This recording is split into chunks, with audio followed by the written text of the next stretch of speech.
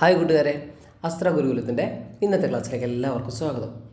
നമ്മൾ കഴിഞ്ഞ 2 ക്ലാസ്സിൽ സോഷ്യലിൻ്റെ ഫസ്റ്റ് പാർട്ടും സെക്കൻഡ് പാർട്ടും അപ്ലോഡ് ചെയ്തിട്ടുണ്ട്. ഏതാണ് നമ്മുടെ പാഠമെന്ന് ആരും മറന്നു പോയിട്ടില്ലാന്ന് വിചാരിക്കുന്നു. ശിലായുഗത്തിൽ നിന്ന് മുന്നോട്ട് moving forward from the stone age ആണ് നമ്മുടെ പാഠം. അപ്പോൾ നമ്മൾ ഇന്ന് ഡിസ്കസ് ചെയ്യുന്നത് നിയോലിത്തിക് ഏജിനെ കുറിച്ചാണ്. ഓക്കെ, അപ്പോൾ ഞാൻ എന്നും പറയുന്ന കാര്യം വീണ്ടും റിപ്പീറ്റ് ചെയ്യാണ്. നമ്മുടെ ചാനൽ സബ്സ്ക്രൈബ് ചെയ്തിട്ടില്ലെങ്കിൽ എല്ലാവരും ഒന്ന് സബ്സ്ക്രൈബ് ചെയ്യുക, അതുപോലെ തന്നെ ഷെയർ ചെയ്യുക, ഫ്രണ്ട്സിനൊക്കെ സജസ്റ്റ് ചെയ്ത് കൊടുക്കുക ക്ലാസ്സൊക്കെ ഇഷ്ടപ്പെട്ടിട്ടുണ്ടെങ്കിൽ. ഓക്കെ, അപ്പോൾ നമുക്ക് പെട്ടെന്ന് തന്നെ പാഠത്തിലേക്ക് പോവേ. റെഡി? അപ്പോൾ നിയോലിത്തിക് ഏജ് അഥവാ നവീന ശിലായുഗം സ്ക്രീനിൽ കാണുന്നുണ്ടാവില്ലേ ആദ്യത്തെ paragraph. This is the period of radical changes in human life. The word Neolithic is derived from the words neos and lithos. Neos എന്ന് പറഞ്ഞാൽ ന്യൂ ആണ്, ലിത്തോസ് എന്ന് പറഞ്ഞാൽ stone. The book Man Makes Himself by Gordon Childe refers to two important changes in the Neolithic age that transformed human life. ഇതാണ് പാരഗ്രാഫിൽ പറയുന്നത്. എന്താ നോക്കിയേ, മനുഷ്യ ജീവിതത്തിൽ വലിയൊരു ചേഞ്ച്, അതായത് സമൂലമായൊരു മാറ്റത്തിന് തുടക്കം കുറിച്ചൊരു കാലമാണിത്. ഏത് കാലം? ഈ നിയോലിത്തിക് ഏജ്. ഓക്കെ, അപ്പോൾ നിയോസ് എന്ന് പറഞ്ഞാൽ ന്യൂ അഥവാ മലയാളത്തിൽ നവീനം എന്നാണ് അർത്ഥം വരിക. അതുപോലെ ലിത്തോസ് എന്ന് പറഞ്ഞാൽ ശിലയാണ്. അപ്പോൾ ഈ 2 പദങ്ങളിൽ നിന്നാണ് ഏത് പേര് വന്നത്? നിയോലിത്തിക് എന്നുള്ള പേര് വന്നത്. നിയോലിത്തിക് ഏജ് അല്ലെങ്കിൽ നവീന ശിലായുഗം എന്ന പേര് വന്നത്. ഓക്കെ, അപ്പോൾ ഇവിടെ ഒരു ഗ്രന്ഥത്തിൻ്റെ പേരെടുത്ത് പറയുന്നുണ്ട്. നമ്മൾ 8ാം ക്ലാസ്സിലൊക്കെ ഈ പേര് പഠിച്ചിട്ടുണ്ട്. പിന്നെ ആളുടെ പേരും പഠിച്ചിട്ടുണ്ട്, ഗ്രന്ഥത്തിൻ്റെ പേരും പഠിച്ചിട്ടുണ്ടാവും. ഓക്കെ, ഗോർഡൻ ചൈൽഡ് അല്ലേ. മാൻ മേക്സ് ഹിംസെൽഫ്, മലയാളത്തിൽ മനുഷ്യൻ സ്വയം നിർമ്മിക്കുന്നു എന്ന ഗ്രന്ഥത്തിൽ ഗോർഡൻ ചൈൽഡ് മനുഷ്യ ജീവിതത്തെ മാറ്റിമറിച്ച 2 കാര്യങ്ങൾ, സുപ്രധാന കാര്യങ്ങൾ പറയുന്നുണ്ട്. ഓക്കെ, അതാണ് തൊട്ട് താഴെ കൊടുത്തിട്ടുള്ളത്. അപ്പോൾ നമുക്ക് നിങ്ങൾ സ്ക്രീനിലേക്ക് ശ്രദ്ധിച്ചിരിക്കാം, അതുകൂടി ഒന്ന് നമുക്ക് വായിക്കാം. ഓക്കെ, അപ്പോൾ നിങ്ങൾ ഇത് ശ്രദ്ധിച്ച് കാണുന്നുണ്ടാവുമെന്ന് വിചാരിക്കുന്നു. ഓക്കെ, അപ്പോൾ എന്താ അവിടെ എഴുതിയിട്ടില്ല, വായിച്ച് നോക്കിയിട്ടുണ്ടാവില്ലേ? അപ്പോൾ ഗോർഡൻ ചൈൽഡ് 2 സുപ്രധാനമായ 2 കാര്യങ്ങളാണ് പറയുന്നത്. നമ്മളൊന്ന് പറഞ്ഞു, ആദ്യമൊക്കെ നമ്മൾ പാലോലിത്തിക് ഏജിലൊക്കെ മനുഷ്യർ എങ്ങനെയായിരുന്നു, വേട്ടയാടിയിട്ട് ഒരു സ്ഥലത്ത് സെറ്റിൽഡ് അല്ലാണ്ടായിരുന്നു ജീവിച്ചിരുന്നത് അല്ലേ. ഒരു സ്ഥലത്ത് നിന്ന് മറ്റൊരു സ്ഥലം, നൊമാഡിക് ലൈഫാണ്, നാടോടി ജീവിതം എന്നൊക്കെ നമ്മൾ പാലോലിത്തിക്കിൽ പറഞ്ഞിട്ടുണ്ട് ഫീച്ചേഴ്സ് പറയുമ്പോൾ. അതുപോലെ തന്നെ എന്താണ്, നവീന ശിലായുഗത്തിലും അവർ പിന്നെ വേട്ടയാടലിനും പുറമേ എന്തുണ്ട്, ഫിഷിങ്ങിൽ ചെയ്തൊക്കെ നമ്മൾ പറഞ്ഞിട്ടുണ്ട്. പക്ഷെ ഇവിടെ എന്താണ്, നമുക്ക് പിന്നെ എന്താ പറയുക, ജനസംഖ്യാ വർധനവിൻ്റെ ഒക്കെ ഭാഗമായിട്ട് എന്താണ്, പോപ്പുലേഷൻ ഗ്രോത്ത് അല്ലേ. നമ്മൾ പോപ്പുലേഷൻ ഗ്രോത്തായി. അപ്പോൾ ആ സമയത്ത് എന്ത് സംഭവിക്കും? ഭക്ഷണത്തിൻ്റെ ലഭ്യത കുറവ് വരും.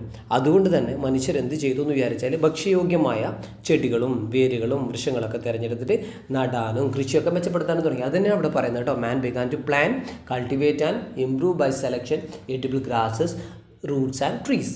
ഇതാണ് പറയുന്നത്. ഓക്കെ, അപ്പോൾ ഇങ്ങനെ മരങ്ങളും ചെടികളൊക്കെ നട്ട് പിന്നെ കഴിക്കാൻ പറ്റുന്ന ഭക്ഷ്യയോഗ്യമായ ഇതൊക്കെ ചെയ്യുന്ന സമയത്ത് അവർ എന്ത് ചെയ്തു?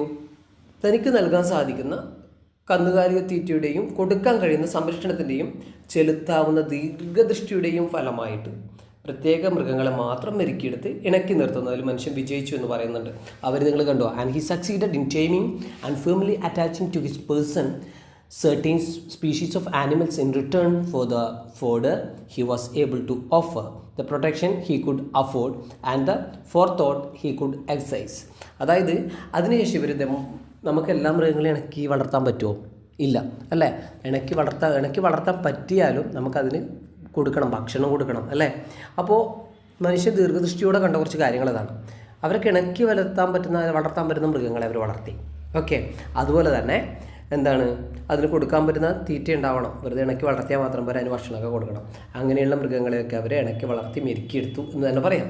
ഓക്കെ, അങ്ങനെ 2 കാര്യങ്ങൾ ഇപ്പോൾ നമ്മൾ തൊട്ട് മുമ്പ് ഗോർഡൻ ചൈൽഡ് പറഞ്ഞ 2 കാര്യങ്ങൾ ഏതൊക്കെയാണെന്ന് നോക്കിയാൽ, ഒന്നെന്താ, ഈ പറഞ്ഞ ഫുഡ് പ്രൊഡക്ഷൻ തന്നെയാണ് അല്ലേ. അവർ ഭക്ഷണത്തിന് കൃഷിയൊക്കെ നടത്താൻ തുടങ്ങിയ കാര്യങ്ങളും.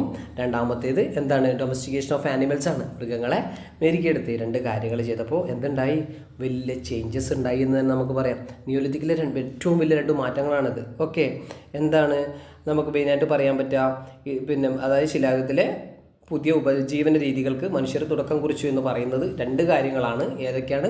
Domestication of animal and beginning of agriculture ആണ്. Okay, human started new ways of living during the neolithic period. They are domestication of animals and beginning of agriculture. ഈ 2 പോയിൻറ്റ്സ് നമ്മൾ മനസ്സിലുണ്ടാവണം നിയോലിത്തിക് ഏജ് പറയുമ്പോൾ. ഓക്കെ, അപ്പോൾ ഇനി അടുത്ത ഭാഗത്തേക്ക് പോവാം. റെഡി? അപ്പോൾ നമ്മൾ 2 ഇമ്പോർട്ടൻ്റ് ആയ കാര്യങ്ങൾ പറഞ്ഞു. ഒന്ന്, മൃഗങ്ങളെ ഇണക്കി വളർത്തിയാൽ കൃഷിയുടെ ആരംഭം ഇതാണ് മനുഷ്യരുടെ ഉപജീവന രീതികൾക്ക് തുടക്കം കുറിച്ചതെന്ന് പറഞ്ഞാൽ പറയാം. അതിനുശേഷം എന്താണ്, നമുക്കൊരു ഭൂപടം തന്നിട്ടുണ്ട്.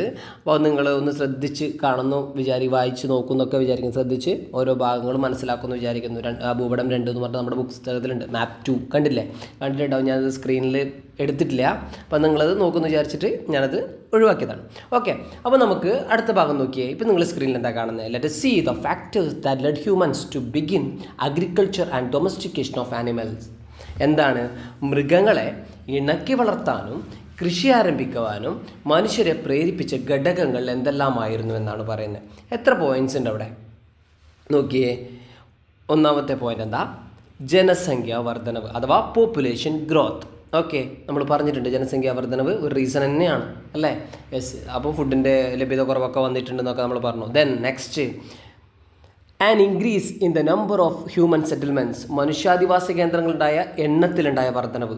ഓക്കെ, അപ്പം മനുഷ്യാധിവാസ കേന്ദ്രങ്ങളുടെ എണ്ണത്തിലുണ്ടായ വർധനവ് കാരണം എന്തായി? ഈ പറഞ്ഞ കൃഷി നടത്തേണ്ട അവസ്ഥ വന്നു, മൃഗങ്ങളെ ഇണക്കി വളർത്താനൊക്കെ തുടങ്ങി. അതൊക്കെ നല്ല കാര്യമായിരുന്നു അല്ലേ? യെസ്. ദെൻ അടുത്തത് എന്താ? കോംപ്ലക്സ് സോഷ്യൽ ഓർഗനൈസേഷൻ, അതായത് സങ്കീർണമായ സാമൂഹിക സംഘടന അവിടെ ഉണ്ടാവുന്നു. എന്താണ്? സങ്കീർണമായ സാമൂഹിക സംഘടന ഉണ്ടാവുന്നു. നെക്സ്റ്റ് എന്താ? Shortage of food products. ഭക്ഷ്യോൽപ്പന്നങ്ങളുടെ ലഭ്യത കുറവാണ് അടുത്തത്. ഭക്ഷ്യോൽപ്പന്നങ്ങളുടെ ലഭ്യത കുറവ്, അതെ നമ്മളത് മുന്നേ പറഞ്ഞിട്ടുണ്ട്. ലാസ്റ്റിലോട്ടാകുമ്പോഴത്തേക്ക്, അതായത് മെസോലിത്തിക് ഏജ് എത്തുമ്പോഴത്തേക്ക് തന്നെ എന്താണ്, പിന്നെ കുറേ വംശനാശങ്ങളൊക്കെ വന്നതും കുറേ മൃഗങ്ങൾക്ക് വംശനാശം വന്ന കാര്യങ്ങളൊക്കെ നമ്മൾ പറഞ്ഞിട്ടുണ്ട്. അതിൽ എക്സാമ്പിളായിട്ട് മുഹമ്മദൊക്കെ പറഞ്ഞിട്ടുണ്ട്. അപ്പോൾ ആ കാലം മുതൽ തന്നെ എന്താണ്, ജനസംഖ്യാ വർധനവെല്ലാം കൂടുമ്പോൾ സ്വാഭാവികമായിട്ടും എന്തുണ്ടാവും? ഭക്ഷ്യോൽപ്പന്നങ്ങളുടെ ലഭ്യത കുറവുണ്ടാവും. അതിൻ്റെ ഭാഗമായിട്ടും ഈ നിയോലിത്തിക് ഏജ് എത്തുമ്പോഴത്തേക്ക് എന്തായി? മനുഷ്യർ മൃഗങ്ങളെ ഇണക്കി വളർത്താനും കൃഷി ആരംഭിക്കാനൊക്കെ തുടങ്ങി എന്നാണ് പറയുന്നത് അല്ലേ? മനുഷ്യ humans to begin agriculture and domestication of animals. Then അടുത്തെന്താ? Change in technology. സാങ്കേതിക വിദ്യയിൽ വന്ന മാറ്റം അല്ലേ? നമ്മൾ ജസ്റ്റ് സ്റ്റോണിലേക്ക് തന്നെ നോക്കിയാൽ മതി. ആദ്യം പാലോലിത്തിക് ഏജിലുണ്ടായ സ്റ്റോണായിരുന്നു. ലാസ്റ്റ് നമ്മൾ നിയോലിത്തിക് ഏജ് എത്തുമ്പോഴത്തേക്ക് മാറ്റങ്ങൾ ഇങ്ങനെ വന്നുകൊണ്ടേയിരുന്നു അല്ലേ? അപ്പം എന്താണ്, സാങ്കേതിക വിദ്യയിൽ വന്ന മാറ്റം ഒരുപാട് ചേഞ്ചസ് ഉണ്ടാക്കിയിട്ടുണ്ട് അല്ലേ? കൃഷിയൊക്കെ ചെയ്യാനുള്ള സാഹചര്യമൊക്കെ ഉണ്ടായിട്ടുണ്ടാവും. ഓക്കെ, അതൊക്കെ ആണ് ഇതിൻ്റെ കാരണങ്ങൾ. അപ്പോൾ ഈ പോയിൻറ്റ്സ് മസ്റ്റായിട്ട് പഠിച്ചു വെക്കുക. 1, ജനസംഖ്യാ വർധനവ്, population growth. 2, an increase in the number of human settlements, അതായത് മനുഷ്യാധിവാസ കേന്ദ്രങ്ങളുടെ എണ്ണത്തിലുണ്ടായ വർധന. 3, കോംപ്ലക്സ് സോഷ്യൽ ഓർഗനൈസേഷൻ, സങ്കീർണമായ സാമൂഹിക സംഘടനം. Next, shortage of food products, ഭക്ഷ്യോൽപ്പന്നങ്ങളുടെ ലഭ്യത കുറവ്. Last the third point is change in technology, അതായത് സാങ്കേതിക വിദ്യയിൽ വന്ന മാറ്റം. ഇത്രയും കാര്യങ്ങൾ നമ്മൾ മസ്റ്റായിട്ട് പഠിച്ചു വെക്കണം. ഓക്കെ മക്കളെ, അപ്പോൾ നമ്മൾ തൊട്ടിപ്പുറം കുറച്ച് ചിത്രങ്ങൾ കാണുന്നുണ്ട് അല്ലേ? 2 ചിത്രങ്ങൾ കാണുന്നുണ്ട്. എന്താണ് ചിത്രം കാണുമ്പോൾ തോന്നുന്നത്? നവീന ശിലായുഗത്തിലെ ഉപകരണങ്ങളുടെ ചിത്രങ്ങളാണ് അല്ലേ? The pictures of Neolithic tools are given here. Observe them and find out their features. എന്താണ് ആ ചിത്രങ്ങളുടെ സവിശേഷത എന്നാണ് ചോദിക്കുന്നത്. എല്ലാ ചിത്രങ്ങളും നമ്മൾ പാലോലിത്തിക്കിലൊക്കെ കണ്ട പോലത്തെ ചിത്രങ്ങളാണോ? അല്ല, നല്ല പോളിഷ്ഡ് ടൂൾസാണ്. അതുപോലെ ഓരോ ആവശ്യത്തിന് ഉപയോഗിക്കുന്ന രീതിയിലാണ് അതുള്ളത് അല്ലേ? യെസ്. അപ്പോൾ എന്തൊക്കെയാണ് ഉപയോഗിച്ചിട്ടുണ്ടാവുക? നല്ല മിനുസപ്പെടുത്തിയ ഉപകരണങ്ങൾ എന്തിനൊക്കെ ഉപയോഗിച്ചിട്ടുണ്ടാവും എന്നൊക്കെ നോക്കാം. പാരഗ്രാഫിലേക്ക് പോവാം. These tools helped humans to cultivate the land. They helped them tilling the soil and cutting down trees.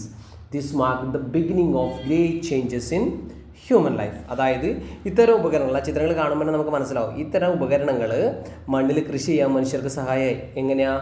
മണ്ണുഴുതുമറിക്കാൻ പറ്റി, മരം മുറിക്കാൻ ഉപയോഗിക്കാൻ പറ്റി. ഈ ഉപകരണങ്ങൾ അവരെ ഇതിനൊക്കെ സഹായിച്ചിട്ടുണ്ട്. ഇത് മനുഷ്യരുടെ ജീവിതത്തിൽ എന്തുണ്ടാക്കി? വലിയ മാറ്റങ്ങൾക്ക് തുടക്കം കുറിച്ചു. ഇതാണ് ആ പാരഗ്രാഫ് പറയുന്നത്. Okay, this mark the beginning of A great changes in human life. മനുഷ്യ ജീവിതത്തിൽ വലിയ മാറ്റങ്ങൾക്ക് തുടക്കം കുറിച്ച കുറച്ച് ഉപകരണങ്ങളാണ് നിങ്ങൾ കാണുന്നത്. മണ്ണ് ഉഴുതുമറിക്കാനും മരം മുറിക്കാനൊക്കെ ഇത് ഉപയോഗിക്കാൻ പറ്റിയിട്ടുണ്ടെന്നാണ് പറയുന്നത്. ഓക്കെ, ആ ഭാഗം ക്ലിയർ അല്ലേ? അപ്പോൾ നമുക്ക് തൊട്ടടുത്ത സ്ക്രീനിലേക്ക് പോവാം. ശ്രദ്ധിക്കണേ, ഒന്ന് നമുക്ക് ആ പാരഗ്രാഫ് വായിച്ചതിന് ശേഷം എക്സ്പ്ലെയിൻ ചെയ്യാം. നമ്മൾ പറഞ്ഞ കാര്യം തന്നെയാണ്. ഓക്കെ, എന്നാലും agriculture and domestication of animals ensure the steady availability of food products. As a result permanent settlements and agrarian villages came into existence. നമ്മൾ തൊട്ട് മുന്നേ പറഞ്ഞു എന്താണ്? കൃഷി ആരംഭിച്ചു, കന്നുകാലികളൊക്കെ വളർത്താൻ തുടങ്ങി. അതുകൊണ്ട് തന്നെ ഇവരൊക്കെ എന്താണ്? ഭക്ഷ്യോൽപ്പന്നങ്ങളുടെ സ്ഥിരമായൊരു ലഭ്യത അവിടെ ഉണ്ടായി. അപ്പം ഭക്ഷണത്തിൻ്റെ കുറവൊന്നുമില്ല. അങ്ങനെയുള്ള സമയത്ത് എന്താണ്? കൃഷിയുണ്ട്, കന്നുകാലികളുണ്ട്. നമ്മളെ പാലോലിത്തിക് ഏജിലെ പോലെ ഇനി ഇവർക്ക് ട്രാവൽ ചെയ്യാൻ പറ്റുമോ? നൊമാഡിക് ലൈഫ് പറ്റുമോ? നാടോടി ജീവിതം പറ്റില്ല. അതുകൊണ്ട് തന്നെ ഇവരെന്ത് ചെയ്യാൻ തുടങ്ങി? ഒരു സ്ഥലത്ത് സ്ഥിരവാസം തുടങ്ങി. ഓക്കെ, അങ്ങനെ എന്ത് സംഭവിച്ചു എന്നാണ് പറയുന്നത്? അഗ്രേറിയൻ സെറ്റിൽമെൻറ്റ്സ് ഒരു അഗ്രേറിയൻ വില്ലേജസ് ഉണ്ടാവുന്നു. അഗ്രേറിയൻ വില്ലേജസ് എന്ന് പറഞ്ഞാൽ കാർഷിക ഗ്രാമങ്ങൾ വളർന്നു വന്നു എന്ന് പറഞ്ഞു. അതേ സമയത്ത് തന്നെ വേറൊരു കാര്യം കൂടി സംഭവിക്കുന്നുണ്ട്. നോക്കുക, the storage of grains became possible with the introduction of pottery and the use of BRICS made of clay. ആ സമയത്ത് കളിമൺ പാത്ര നിർമ്മാണങ്ങളൊക്കെ തുടങ്ങിയിട്ടുണ്ടായിരുന്നു. ഈ കളിമൺ പാത്ര നിർമ്മാണമൊക്കെ വരുന്ന സമയത്ത് എന്തുണ്ടാവും, ഈ അതിൽ നമുക്ക് ഈ ഗ്രെയിൻസ് ധാന്യങ്ങളൊക്കെ സൂക്ഷിച്ച് വെക്കാൻ പറ്റി. ധാന്യങ്ങളുടെ സംഭരണം പോസിബിളായി. അതുകൊണ്ട് തന്നെ കാർഷിക രംഗത്ത് മിച്ചമാകാൻ തുടങ്ങി, സാധനങ്ങൾ ഉൽപ്പന്നങ്ങളൊക്കെ മിച്ചമാകാൻ തുടങ്ങി.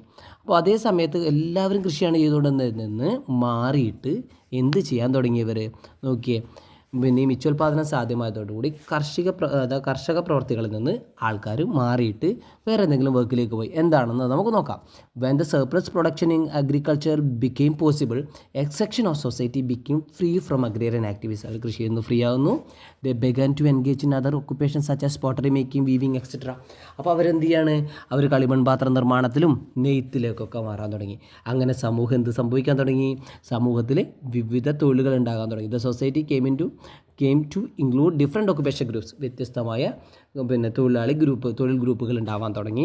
This result in A significant changes in the social formation. അങ്ങനെ എന്താണ്, സാമൂഹിക രൂപീകരണത്തിൽ വലിയ മാറ്റങ്ങൾക്ക് തുടക്കം കുറിച്ചു. അപ്പോൾ നമ്മൾ ഇന്ന് കാണുന്ന ഈ മുന്നേറ്റങ്ങളുടെയൊക്കെ അടിസ്ഥാനം എന്താണ്, ഈ പറഞ്ഞ നവീന ശിലായുഗത്തിലെ മാറ്റങ്ങളാണ് എന്നാണ് പറയുന്നത്.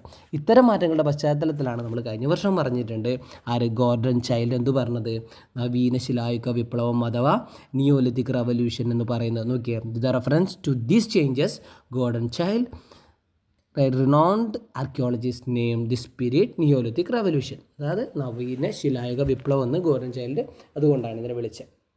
ഓക്കെ, ഇത്രയാണ് നമുക്ക് നവീന ശിലായുഗത്തെക്കുറിച്ച് പറയാനുള്ളത്. ഓക്കെ, നിയോലിത്തിക് ഏജിനെ കുറിച്ച് നിങ്ങൾക്ക് എല്ലാവർക്കും മനസ്സിലായിട്ടുണ്ടാവുമെന്ന് വിചാരിക്കുന്നു. ഓക്കെ, അപ്പോൾ നമ്മുടെ ഇന്നത്തെ ക്ലാസ് കഴിഞ്ഞു. നമ്മൾ ഇനി നിങ്ങളോട് പറയാനുള്ളത്, മുന്നത്തെ ക്ലാസ് കാണാത്തവർക്ക് ഡിസ്ക്രിപ്ഷനിൽ നമ്മൾ ലിങ്ക് ഇടുന്നുണ്ട്. അപ്പോൾ അത് കാണുക, മനസ്സിലാവാത്ത കാര്യങ്ങളൊക്കെ ക്ലിയർ ആക്കുക. പിന്നെ എന്തെങ്കിലും സജഷൻസ് ഒക്കെ ഉണ്ടെങ്കിൽ ഞങ്ങളോട് കമൻ്റായിട്ട് പറയാം, ഞങ്ങളത് ചെയ്യുന്നതായിരിക്കും. അതുപോലെ നമ്മുടെ ചാനൽ സബ്സ്ക്രൈബ് ചെയ്യാത്തവർ സബ്സ്ക്രൈബ് ചെയ്യണം, ഫ്രണ്ട്സിനൊക്കെ ഷെയർ ചെയ്ത് കൊടുക്കുക. നമ്മളെല്ലാ വിഷയത്തിൻ്റെയും ക്ലാസ്സുകളുണ്ടാവും. അതായത് ഓരോ ക്ലാസ് ചെയ്യുന്ന സമയത്തിന് ഇതുകൊണ്ടാണ് ലേറ്റ് ആവുന്ന ഓരോ ക്ലാസ്സുകൾ. തീർച്ചയായിട്ടും എല്ലാ ക്ലാസ്സുകളും നമ്മൾ അപ്ലോഡ് ചെയ്ത് തരും. അപ്പോൾ നമുക്ക് അടുത്ത ക്ലാസ്സിൽ കാണാം. അതുവരെ ബൈ.